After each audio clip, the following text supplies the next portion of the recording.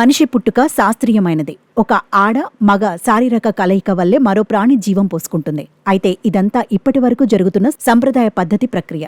ఇకపై అలాంటి పరిస్థితి ఉండబోదు.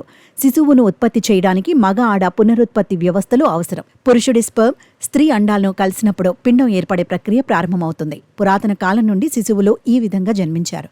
అయితే రాబోయే కొద్ది సంవత్సరాలలో పరిస్థితి పూర్తిగా మారవచ్చు.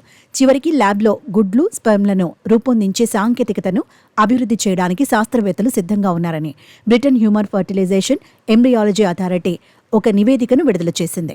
రాబోయే 10 సంవత్సరాలలో ప్రయోగశాలలో స్పెర్మ్ గుడ్లను సృష్టించడం ద్వారా శిశువులను ఉత్పత్తి చేయడం సాధ్యపడుతుంది. బ్రిటిష్ వెబ్సైట్ ది గార్డియన్ నివేదిక ప్రకారం శాస్త్రవేత్తలు ల్యాబ్లో గుడ్లు స్పెర్మ్లను రూపొందించే సాంకేతికతను అభివృద్ధి చేసే పనిలో ఉన్నారు. వీటిని ఇన్విట్రో గేమెట్స్ అంటారు. దీనిలో చర్మం లేదా మూలకణాల నుండి గుడ్లు స్పెర్మ్ తయారు చేయవచ్చు.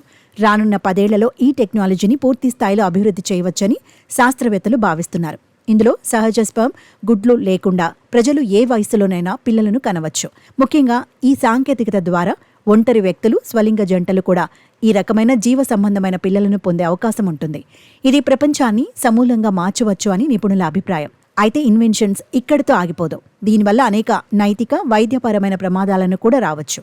ఇక ఇలాంటి మానవులలో వావి వరుసలు ఉండకపోవచ్చు. ఈ ఐవీజీ టెక్నాలజీ వలన అతిపెద్ద ప్రయోజనం ఏమిటంటే మహిళలు వృద్ధాప్యం కారణంగా అండం లేకపోవడం, పురుషులకు స్పెర్మ్ లేకపోవడం వంటి సమస్యల నుండి విముక్తికి ఇది సహాయపడుతుంది.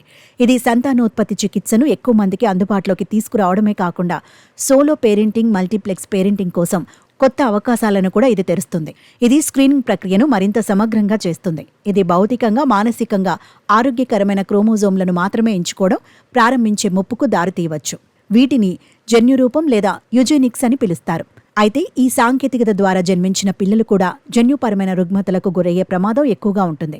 ఇది కాకుండా పిండం ఆరోగ్యానికి అనేక ప్రమాదాలు కూడా తలెత్తుతాయి. దీన్ని దృష్టిలో ఉంచుకొని హెచ్ఎఫ్ఈఏ నిషేధించాలని సూచించింది. ఐవీజీలు వయస్సు సంబంధిత సమస్యలను తగ్గించగలవు, కానీ అవి కొత్త సమస్యలను కూడా సృష్టించగలవు. వృద్ధాప్యంలో గర్భం మరింత ప్రమాదకరం. ఈ టెక్నాలజీతో ప్రజలు పెద్ద వయసులో పిల్లలకు జన్మనిస్తారు. ఇది జీవితంలోని ఇతర అంశాలను కూడా ప్రభావితం చేస్తుంది. ఈ సాంకేతికతను ఉపయోగించే ముందు చట్టబద్ధంగా, నైతికంగా నియంత్రించబడాలని హెచ్ఎఫ్ఈఏ విశ్వసించింది. అందుకే ఇప్పుడు సాంకేతికతపై తదుపరి పరిశోధనను సిఫార్సు చేసింది. ఐవీజీలో ఇంకా వైద్య చికిత్సగా వర్తించలేదని స్పష్టం చేసింది.